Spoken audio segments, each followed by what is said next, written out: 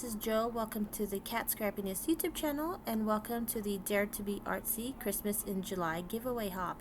This giveaway is open to US and international. All you have to do is leave a comment on each video participant in this hop. I'll leave all the information in the description box below as well as the links. The giveaway prize, you'll win a $20 Dare to be Artsy gift certificate, and let's get on to the video. Here are the following Cat Scrappiness products I'll be using. This one is the Crafters Essentials 1 die set. It comes with several stitch shapes. This is a stitched star and the stitched fishtail banner that I'll be using on my card. And it also comes with different stitched patterns, a stitched square, and as well as a 3-window frame. So next is the Crafters Essentials Winter die set. It comes with 2 different hills, a tree, a deer, and also this stitched snowflake background. Next, I have the Stitched Scalloped Nesting Slimline dies that was recently released last month, and I'll be using the largest die out of there. Here are the double stitched slimline dies, and it cuts out rectangles as well as stitching detail on the inner and outer part of the die. Here are the Hills slimline dies, and you get 2 different versions there. Next, I'll be using the Christmas Gnomes stamp set, and I'll be using all the images as well as one of the sentiments. Next, as far as my shaker bits, this is the Christmas confetti, and then also the white snowflake sprinkles. So let's get started on this slimline shaker card. So here are the gnome images. I stamped them on some Strathmore Bristol Smooth watercolor paper, and then also the ink I used is VersaFine Onyx black ink. The coloring medium that I chose to use to color these gnomes are the Zig Clean Color Real Brush watercolor markers. So I'm just fast forwarding this portion of the video where I color. If you're interested in any of the colors that I used, I will list them below in the description box. So enjoy the coloring.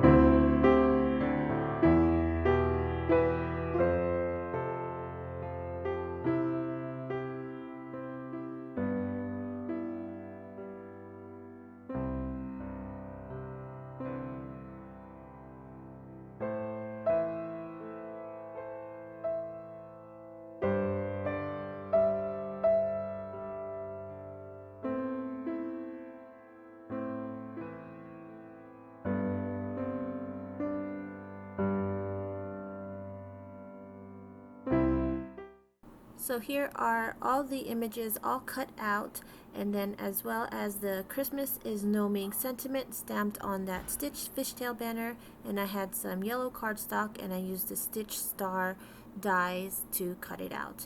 The slimline measurements are 8.5 by 3.5, and then also I cut some pattern paper to that exact size, so that's going to cover the base of the card. Here is some red glitter cardstock, and I used the stitch scalloped nesting dies to cut it out, and to cut that inside portion I used the double stitched nesting dies there, and then I used the largest and the next size down to cut out a frame in red cardstock. And then you can see there, hopefully you can see there is the stitching on the inner portion and the outer portion when you layer those two dies together. So I also cut some acetate sheet to cover the window portion of the shaker card, and then I used the double stitched rectangle die to cut out some more pattern paper, and that pattern paper is going to go on the inside of that red glitter scallop frame there. Here are the hill dies, and I cut both types out so that I'm going to layer it. This is the tree die from the Crafters Essentials Winter die set, and then now let's put this card together. So first thing I do, I go ahead and adhere that cardstock to the base of my card, and I'm just using some scrapbook adhesive tape. It's a double-sided paper, but I chose to use the red pattern as the base. So I go ahead and line that up, pressing it down, making sure all the edges are adhered to the base of the card. Next, I go ahead and take some removable purple adhesive tape, and then I tape that card down so my surface there is level. I use the red glitter cardstock frame as a guide to see where the pattern paper is going to be adhered to. I want to make sure it's nice and centered. So now I go ahead and just temporarily tape that frame down, and then I take the two hillside die cuts there, and they are longer than that inner frame, so I go ahead and just lay them down the way I want it to show on through the window, and then I go ahead and cut off the excess that's sticking out from that blue cardstock because it is longer than also the red glitter frame. So I go ahead and trim the excess, and then now I go ahead and adhere that cardstock to my actual card base, using that again, that red glitter frame as a guide to make sure that it is nice and centered. So next I go ahead and start laying down the images to see where I want to permanently place them. The cute little gnome Santa with the Christmas lights, I go ahead and adhere them to the actual base of the card so that he's inside the shaker window, and then I take one of these stitched yellow stars and I place him right next to it. And then here is the tree die cut from the Crafters Essentials Winter die set, and I just cut a portion of it so that it fits perfectly inside the shaker base there. And yeah, I glue that with some liquid adhesive, and I'm using that liquid adhesive for all the other images as well.